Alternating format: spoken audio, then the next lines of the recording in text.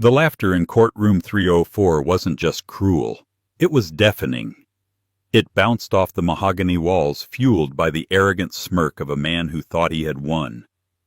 Liam Sterling, the city's most celebrated tech CEO, stood tall adjusting his silk tie while his lawyer openly mocked the woman sitting across from them.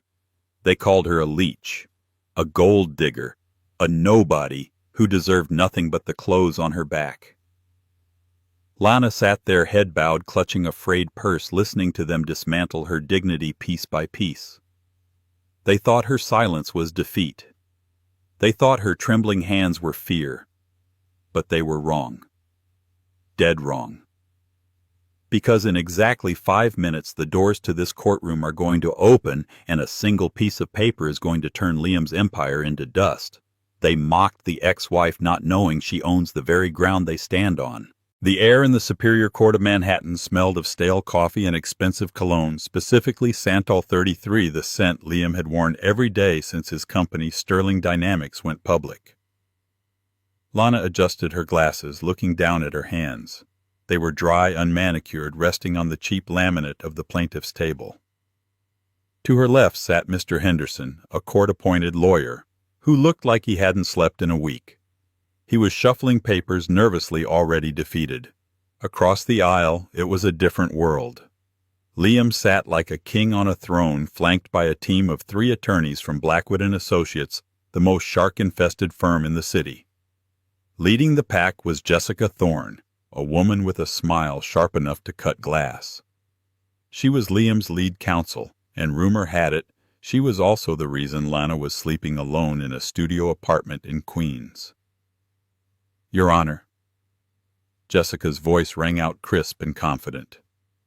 We have offered Ms. Vance a very generous settlement, $10,000 and the 2018 Honda Civic.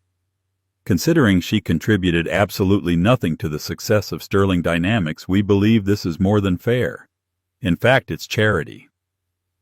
A ripple of snickers moved through the gallery. Liam didn't laugh, but the corner of his lip twitched upward. He didn't even look at Lana. To him, she was already part of his past, a stain he was paying to remove. Ms. Vance. Judge Harrison peered over his spectacles. He was an old man tired of domestic squabbles. Your husband's net worth is estimated at $50 million.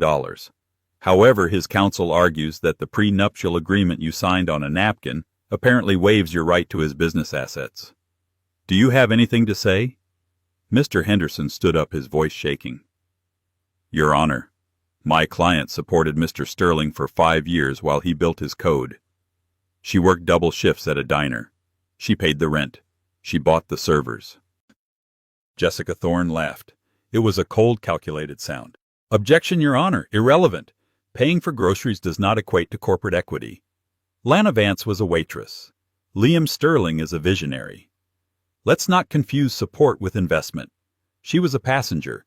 He was driving the car. And now the ride is over. Liam leaned forward, finally speaking. His voice was smooth, the voice that charmed investors and board members. Lana, take the 10 grand. Honestly, it's more money than you've ever seen in your life. Don't embarrass yourself further. Lana looked up. Her eyes were dry. She remembered the nights she stayed up holding ice packs to his head when the stress migraines hit him. She remembered selling her grandmother's ring to pay for the patent filing fees on his first algorithm. She remembered him crying in her lap, promising that when we make it, you'll never work again. I don't want the money, Liam, Lana said softly. Her voice was barely a whisper, but the room went quiet. Then what do you want? Liam scoffed, checking his Rolex. Half my company. My house, my reputation. No, Lana said. She reached into her frayed purse. She didn't pull out a tissue. She didn't pull out a phone. She pulled out a sleek black envelope with a gold wax seal, the seal of the Vanguard Trust. I just want you to admit, she said, her voice gaining a strange, steady strength, that you didn't build Sterling Dynamics alone. Liam rolled his eyes. Here we go, the emotional plea. Judge, can we wrap this up? I have a board meeting at 2. You don't have a board meeting at 2, Liam, Lana said, standing up. Jessica Thorne stepped in front of Liam, shielding him. Is this a threat? No, Lana said. It's a notification.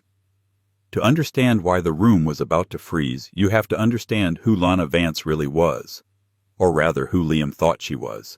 6 years ago, Liam had met her in a small, dusty library in Brooklyn. He was a struggling coder with a laptop that overheated every hour. She was the quiet girl, shelving books, wearing oversized sweaters and thick glasses. He assumed she was simple, unambitious. A safe choice for a man who needed a mother figure, not a partner. He courted her because she was convenient. She cooked, she cleaned, she listened to his ramblings about blockchain and AI integration. When he needed money for the initial servers, she found some savings. When he needed a legal structure for the LLC, she asked a friend to help with the paperwork. Liam never asked where the money came from. He never asked who the friend was. He was too busy falling in love with his own reflection. As Sterling Dynamics grew, Liam changed. The sweet, desperate coder became the titan of industry. He stopped coming home for dinner. He started hiding his phone. Then came Jessica Thorne, flashy, brilliant, and ruthless. Everything Lana wasn't. When Liam served Lana the divorce papers, he did it via text message. It's not working. You don't fit in my world anymore. My lawyers will handle the rest. He thought he was discarding a waitress. He didn't know he was